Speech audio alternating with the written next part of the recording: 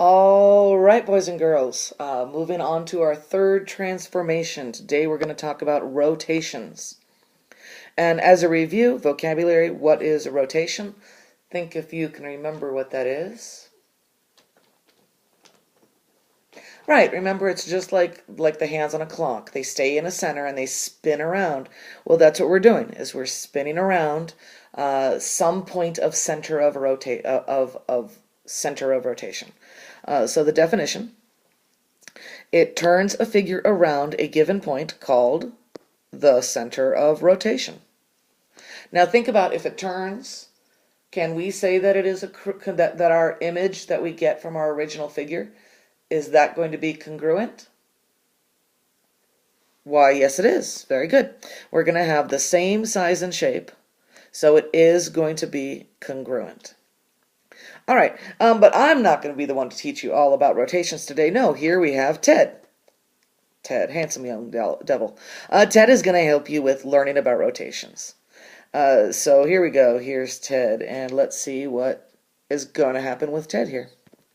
All right, so first we're going to think about the coordinates of Ted's right eye. Creepy, whatever. And the coordinates of Ted's left eye. And remember, we're looking at Ted's right eye. What would Ted say his right eye is? And what would Ted say his left eye is? All right, his right eye is 4, 5, because we have to go over 4 units and then up 5 units, and there we go. So it's 4, 5. What are the coordinates of his left eye? Well, we have to go over 6 units and still up 5 units, so those coordinates are 6, 5. All right.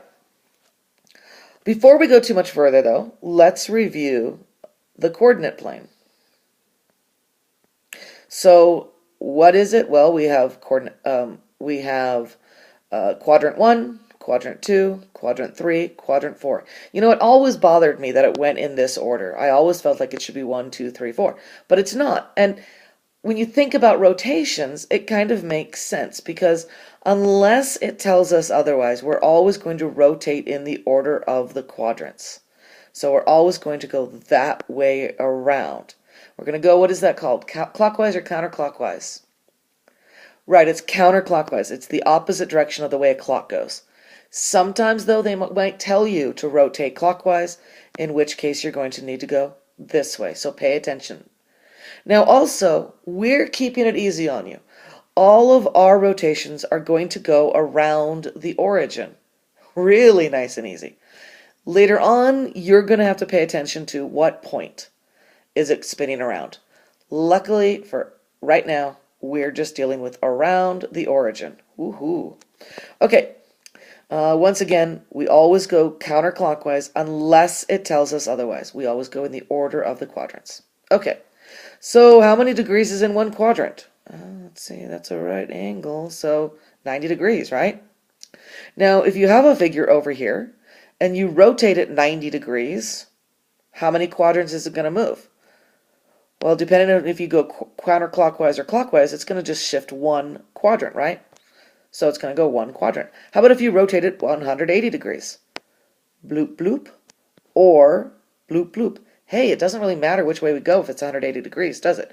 Either way, it's going to move 2 quadrants. If you rotate it 270 degrees, how many quadrants does it go? Bloop, bloop, bloop. 3 quadrants, right? And if you rotate it 360 degrees, bloop, bloop, bloop, bloop, right back to where it started. It moves all 4 quadrants, but it's important for you to know that it goes back to wherever it started. And remember, we're starting our figures here, but they could start here, right? They could start here. They could start somewhere here, and then they're just going to shift and rotate around this, right? But in any case, if it rotates 360, we're back to the start, and it's nice and easy. Okay, so back to Ted. Ted was feeling lonely for a little while there. All right, so here's Ted before the transformation. What quadrant is he in? All right, quadrant 1. If he was rotated 180 degrees, what quadrant would he end up in? Remember, he would shift 2 quadrants, and it wouldn't matter which way he goes.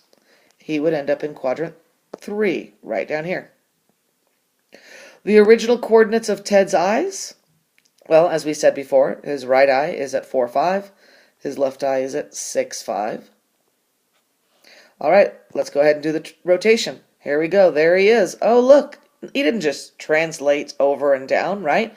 He actually rotated around. What are the new coordinates of Ted's eyes? Once again, thinking about Ted's point of view. This is his right eye. So where's that at? -4, -5. How about his left eye? Right there. What did it do? Let's go over to -6 and then down 5. So it's -6, -5. Let's see if we can figure out a rule for that. I'm going to write down the original coordinates. You have it on your piece of paper. So what's going on? X is equal to the opposite of our original x, right? Same thing here, right? -6 is the opposite of 6. How about -5? How about our y coordinate? What happens to it? Oh, it's the opposite of y as well. Y coordinate is the opposite of our original y. All right, so we get -x, -y. So x comma y turns into -x, -y when we rotate it 180 degrees. That should be pretty handy, right? All right, let's move on. Ted before transformation. Here he is again. He's in quadrant 1. If he was rotated 90 degrees, and I added this, I don't have to because it's counterclockwise if I don't say. Counterclockwise, so he's going to go this way. If he was rotated 90 degrees, what quadrant does he end up in? Quadrant 2. All right, the original coordinates of Ted's eyes, well, that hasn't changed. That's still 4, 5, and 6, 5. All right, let's do the rotation. There he is. Oh, he's sideways now. He's still happy. All right, the new coordinates of Ted's eyes. Well, his right eye, remember, is right there. What do? We have to go back 5 and up 4. So -5, 4. How about his left eye? -5, 6. Let's see if we can figure out a rule from this. I'm going to put up the original points. Again, you don't have to. What does this compare to from our original location of his right eye? Well, our x value is the opposite of y, isn't it? Let's see if that's true down here. Our x value, is that the opposite of y? Yeah, our x value is the opposite of y. So x is -y. How about our y value? Oh, that's the same as x used to be. How about here? Yep. So there we go. xy turns into -yx when it is rotated 90 degrees counterclockwise. All right, one more transformation. Here we go. What quadrant is he in? 1. If he was rotated 270 degrees counterclockwise, again, I'm giving you that even though I don't need to. Counterclockwise. What quadrant would he end up in? So there he is, right? 1 rotation, 2 rotations, 3 rotations. So he would end up in quadrant 4. All right. Original coordinates of Ted's eyes, they haven't changed. 4, 5, 6, 5. That's where he's starting. Let's see, after we do the transformation, after we rotate him 270 degrees, what are the new coordinates of Ted's eyes? And let's see, now I have to go over 5 and down to get to his right eye, down 4. So his right eye is at 5, -4. How about his left eye? If you said 5, -6, you were correct. All right, what's the rule? What's happening? Once again, I'll write the original coordinates. All right, looking at our x, where did that x come from? That's the same as y, isn't it? Same thing here. Our x is the same as y. How about our y? Where does that come from? That's negative. That's the opposite of x. Same thing here. It's the opposite of x. So there's our rule. When he goes 270 degrees counterclockwise, we get y, -x. Now let me ask you this. Ted was originally up here. There he was, something like that, right? I can't draw a very good Ted. Anyway, he's originally up here, and we rotated him 270 degrees counterclockwise. What if we went clockwise instead? How many degrees would that be? Right, it would just be 90 degrees clockwise. So when you're looking in your notes, you might actually want to mention here that this is the same, a rotation of 270 degrees counterclockwise, is the same as 90 degrees clockwise.